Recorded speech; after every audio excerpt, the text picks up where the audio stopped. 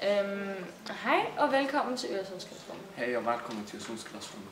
Vi vil gerne se dig til vores EduCamp den 22. maj på Københavns Rådhusplads.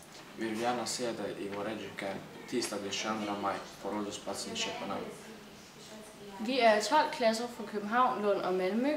I Øresundsklasserummet har vi i 2 år arbejdet med grøn udvikling, teknologi og energi og miljø.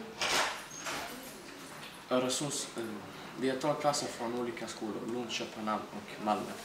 Öresundsklasserummet har arbetat i 2 år med hållbar utveckling, klimat och energi.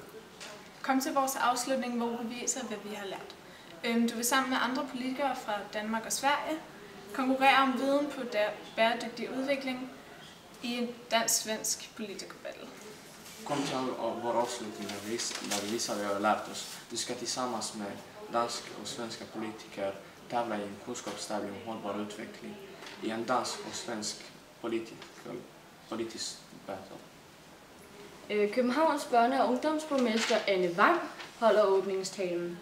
Og du kan også diskutere klimapolitik og bæredygtig udvikling med andre elever fra Øresundsklasserummet.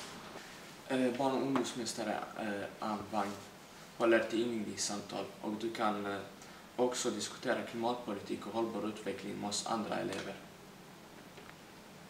Hej! Hej då!